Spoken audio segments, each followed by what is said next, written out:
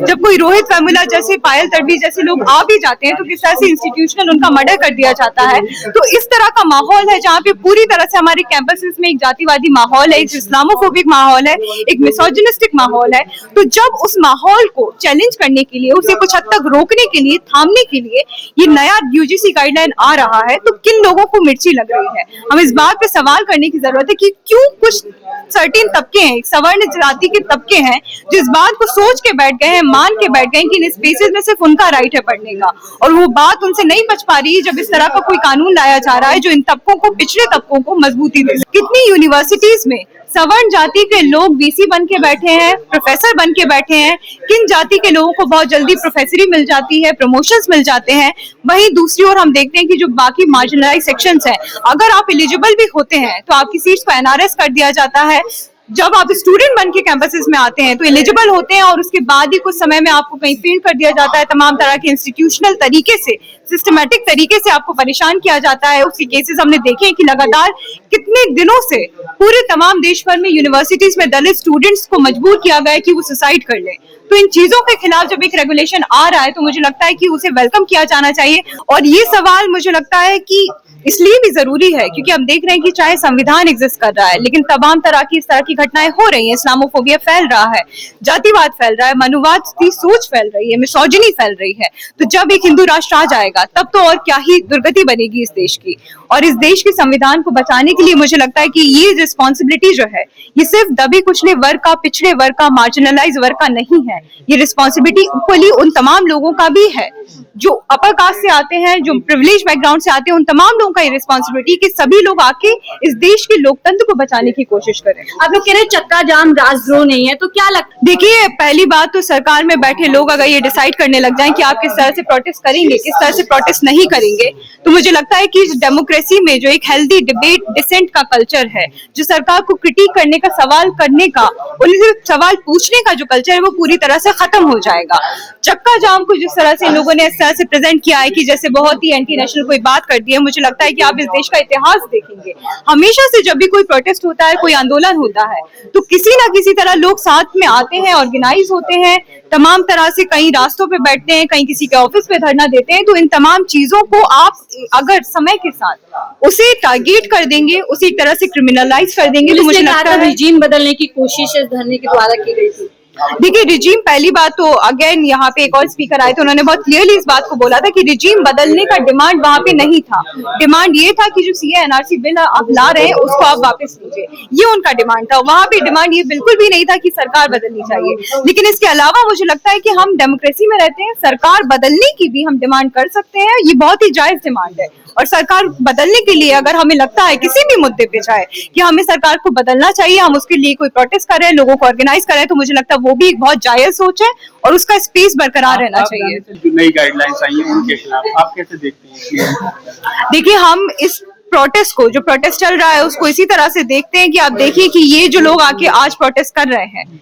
जब इस देश में हमने देखा कि किस तरह से लगातार इतने दशकों से हम देखते आ रहे हैं कि हायर एजुकेशन स्पेसेस में, कैंपसेस में, यूनिवर्सिटीज में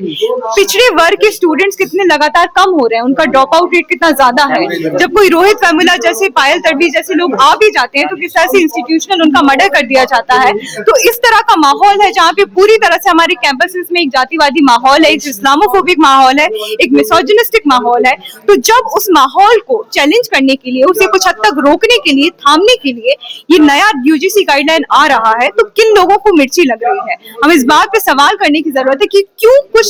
सर्टेन तबके हैं, सवर्ण जाति के तबके हैं जो इस बात को सोच के बैठ गए हैं, मान के बैठ गए कि इन स्पेसेस में सिर्फ उनका राइट है पढ़ने का, और वो बात उनसे नहीं बच पा रही जब इस तरह का कोई कानून लाया जा रहा है जो इन तबकों को, पिछड़े तबकों को मजबूती दे सके। लेकिन वो ये कह रहे हैं कि इस कानून के जरिए सवर्णों को अपराधी मान लिया गया, उनको शामिल नहीं किया गया है। नहीं, मुझे नहीं लगता कि उनको कोई तरह से क्रिमिनलाइज किया गया है या कहीं पे भी उस बिल में ये बात कही गई है कि वो क्रिमिनल है या उनको किसी बात का दोषी माना गया है। मुझे लगता है कि जब डिस्क्रिमिनेशन होता है, चाहे किसी भी बुनियाद पे डिस्क्रिमिनेशन होता है, जो डिप्रेस्ड कम्युनिटीज हैं, जो अप्रेस्ड कम्युनिटीज हैं, अगर उन लोगों को स्पेस दिया जा रहा है, इसका मतलब ये बिल्कुल भी नहीं है कि जो कम्युनिटीज प्रिविलेज्ड है उनको क्रिमिनलाइज किया जा रहा है। कमेटी में हमारे मतलब कोई हमें नहीं रखा गया कोई। देखिए, पहली बात तो ये है कि वो जो कमेटी बनाई गई है, जो इक्विटी की कमेटी है, वो इस चीज को देखने के लिए है कि जो डिस्क्रिमिनेटेड सेक्शंस हैं उनके साथ किसी तरह का डिस्क्रिमिनेशन ना किया जाए। तो मुझे लगता है ये बहुत जायज बात है कि अगर उस कम्युनिटी में, उस कमेटी में इस तरह के लोगों को स्पेस दिया जा रहा है, रिजर्वेशन दिया जा रहा है जो कि उस कम्युनिटी से आ रहे हैं, क्योंकि मुझे लगता है कि जहां पे भी कैंपसेस में डिस्क्रिमिनेशन हो रहा है उसका एक मेजर वर्ग जो शिकार होता है वो इन्हीं कम्युनिटी से आने वाले लोगों का है। तो उस कमेटी में इन लोगों का होना जरूरी है, ना कि उन लोगों का जो कि ऑलरेडी प्रिविलेज सेक्शन से आ रहे हैं। और मुझे लगता है कि जो लोग इस बात पे सवाल कर रहे हैं उनसे ये भी सवाल पूछा जाना चाहिए कि आज आप पूरे देश भर की यूनिवर्सिटीज का स्टैटिस्टिक्स निकाल के देख लीजिए, कितनी यूनिवर्सिटीज में सवर्ण जाति के लोग वीसी बन के बैठे हैं, प्रोफेसर बन के बैठे हैं, किन जाति के लोगों को बहुत जल्दी प्रोफेसरी मिल जाती है, प्रमोशंस मिल जाते हैं। वहीं दूसरी ओर हम देखते हैं कि जो बाकी मार्जिनलाइज सेक्शंस हैं, अगर आप एलिजिबल भी होते हैं तो आपकी सीट्स को एनआरएस कर दिया जाता है। जब आप स्टूडेंट बन के कैंपसेस में आते हैं तो एलिजिबल होते हैं और उसके बाद ही कुछ समय में आपको कहीं फेल कर दिया जाता है। तमाम तरह के इंस्टीट्यूशनल तरीके से, सिस्टमैटिक तरीके से आपको परेशान किया जाता है। उसके केसेस हमने देखे हैं कि लगातार कितने दिनों से पूरे तमाम देश भर में यूनिवर्सिटीज में दलित स्टूडेंट्स को मजबूर किया गया है कि वो सुसाइड कर लें। तो इन चीजों के खिलाफ जब एक रेगुलेशन आ रहा है तो मुझे लगता है कि उसे वेलकम किया जाना चाहिए। हम ऑफकोर्स ये डिमांड रख सकते हैं कि उस रेगुलेशन में और रिफॉर्म हो सकता है, उसे और बेहतर तरीके से किस तरह से इम्प्लीमेंट किया जाए, उस पर बातचीत हो सकती है। तो ये हम बिल्कुल ईडब्ल्यूएस को नहीं बताया जा रहा, जैसे एससी एसटी ओबीसी के साथ ईडब्ल्यूएस वाले भी तो है, तो उसको नहीं बताया जा रहा है। सवर्ण जाति में जनरल कैटेगरी में भी अगर आप फाइनेंशियली देखें तो ईडब्ल्यूएस का जो सेक्शन है उसको वहाँ पे स्पेस दिया गया है। वहीं आप अनरिजर्व में आप देखिए कि आप क्यों चाह रहे हैं कि अगर इस तरह की इक्विटी की कमेटी बन रही है तो आप अगर ऑलरेडी प्रिविलेज तबके से आ रहे हैं तो आप क्यों उस कमेटी में भी घुसना चाह रहे हैं? ऑलरेडी आपने हर जगह पे स्पेसेस को कैप्चर कर रखा है, हर जगह पे टॉप पोजीशंस को कैप्चर कर रखा है। प्रधानमंत्री जी को जाति सूचक गालियां दी जा रही है सोशल मीडिया पे, देख रहे होंगे आप। बिल्कुल आप सही बात बोल रहे हैं कि जब प्रधानमंत्री को ही जाति सूचक गालियां ये लोग दे रहे हैं जो इसका विरोध कर रहे हैं, तो उसका माइंडसेट आप ऑलरेडी देख सकते हैं इस बात से कि कितनी मनुवादी सोच से ये लोग आ रहे हैं। और इसी बात को हम क्रिटिक करते हैं कि इस तरह के लोगों को अगर आप यही देखिए कि किसी भी बिल को लाया जा रहा है वो कौन सा तबका है जो उससे खुश है, कौन सा तबका है जो नाखुश है। तो यहाँ भी हम देख रहे हैं कि किस तरह से जो ऑप्रेस्ड कम्युनिटीज हैं उनके बीच फिर भी इसको लेके थोड़ा बहुत डिसएग्रीमेंट्स लोगों के हो सकते हैं, लेकिन इन जनरल वो उस चीज को वेलकम कर रहे हैं। वहीं दूसरी ओर जो ऑलरेडी प्रिविलेज कम्युनिटी के लोग हैं वो इस चीज को क्वेश्चन कर रहे हैं। तो वो इसलिए क्वेश्चन कर रहे हैं क्योंकि ये उनकी एक संघवादी, उनकी मनुवादी सोच पे एक तरीके का कटाक्ष करता है, इसलिए उनको इतना बुरा लगता है। सवर्ण समाज की लड़कियों को जो टॉर्चर किया जाएगा, उन्हें फंसाया जाएगा अगर वो किसी का प्रपोजल इनकार कर देंगे। ये जो नैरेटिव है, ये तमाम तरह के नैरेटिव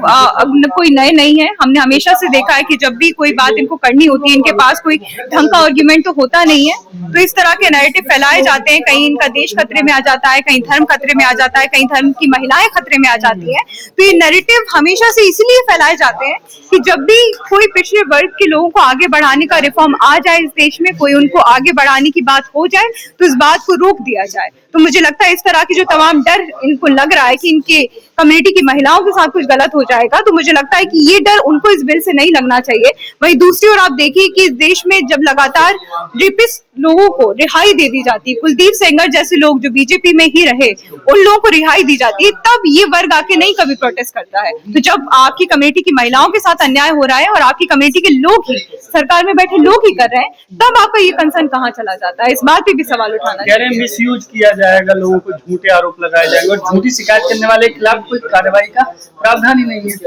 देखिए, झूठे आरोप लगाए जाएंगे, इस तरह का नैरेटिव आप अगर बना देंगे तो इस देश में कोई भी कानून नहीं लाया जा सकता है, कोई भी बेहतर कानून नहीं लाया जा सकता है। चाहे दहेज को लेके भी हमने स्ट्रिक्ट कानून बनाए, महिलाओं की प्रोटेक्शन में स्ट्रिक्ट कानून बनाए, तो अगर आप यही नैरेटिव के बेसिस पे कानून बनाने लग जाएंगे कि इनका मिसयूज होगा, तो मुझे लगता है फिर आप कोई भी कानून नहीं बना पाएंगे। तो ये जो पूरा नैरेटिव है इस बात को ही दिखाता है कि उनके पास कोई प्रॉपर आर्गुमेंट नहीं है कि वो क्यों इसको नापसंद कर रहे हैं। कि हम पिछले 6 साल से, और हम नहीं तमाम लोग जो देश भर के केस को देख रहे हैं और उससे भी ज्यादा जो लोग इस चीज को भुगत रहे हैं, उनके परिवार के लोग जो उनका इंतजार कर रहे हैं, तो 6 साल का जो समय होता है वो मुझे लगता है एक बहुत लंबा अरसा होता है। और आप देखिए कि जिन उम्र में उनको अंदर किया गया, उनकी पढ़ाइयाँ चल रही थी, उनके करियर की चीजें चल रही थी, और तमाम जिंदगी में जो चीजें होती है वो चीजें होती, और उस समय पे आप उनको जेल में डाल देंगे, वो भी बेबुनियाद तरह से जेल में डाल देंगे। आज भी आप देखिए कि बार बार इस बात को दोहराने की जरूरत है कि जो तमाम साथी जेल में हैं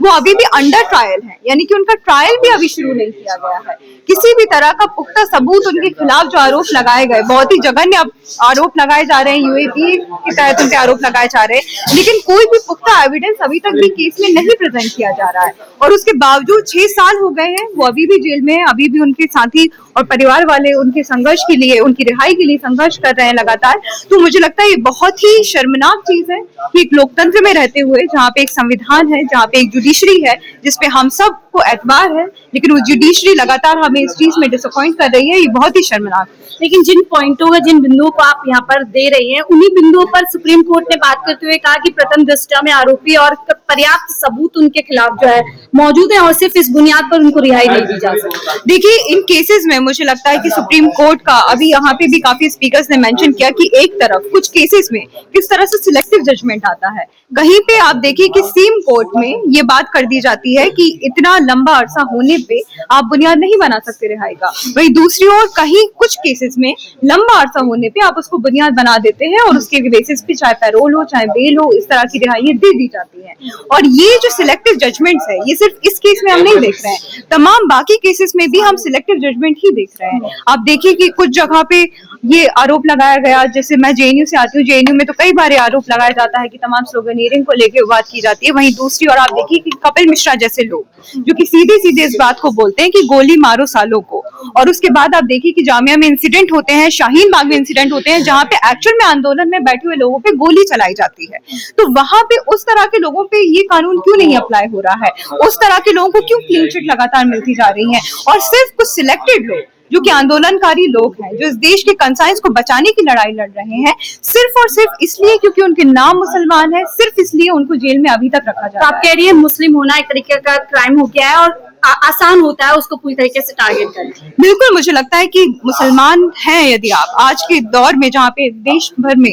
इस्लामोफोबिया इस तरह से व्याप्त हो चुका है, वहां पे अगर आप मुसलमान होकर सवाल उठा रहे हैं, और इवन अगर सवाल नहीं भी उठा रहे हैं, तब भी हम देख रहे हैं कि लगातार किस तरह से देश भर में मॉब लिंचिंग की घटनाएं बढ़ रही हैं, मुसलमानों के घरों को डिमोलिश कर दिया जा रहा है, किस तरह से एसआईआर जैसी चीजें आती हैं। और अभी आप देखिए कि किस तरह से असम के सीएम ने जो बयान दिया, इस तरह के बयान दिए जा रहे हैं जहाँ पे मुसलमानों को वोटर लिस्ट से भी उनके नामों को हटाया जा रहा है। 5 रुपए की जगह 4 रुपए। बिल्कुल बिल्कुल, इस तरह मुख्यमंत्री कह रहे हैं, मुख्यमंत्री इस तरह की बातें कह रहे हैं, सरकार में बैठे लोग इस तरह की बातें कह रहे हैं, और जब ये बातें वो कर रहे हैं तब आप भड़काऊ स्पीच का इसको काउंट नहीं करेंगे, क्या इस पे आप चार्जेस नहीं लगाएंगे? तो ये जो सिलेक्टिव जजमेंट की चीज है, तो मुसलमानों को जिस तरह से टारगेट किया जा रहा है वो खुलेआम इस चीज में है। और शर्जील का केस हो चाहे उमर खालिद का केस हो, वो बहुत क्लासिक एग्जांपल्स हैं कि कैसे अगर आप एक इंटेलेक्चुअल पढ़े लिखे मुसलमान है, एक पॉलिटिकली अवेयर मुसलमान है, तो किस तरह से आपको टारगेट किया जाएगा। और मैम जैसे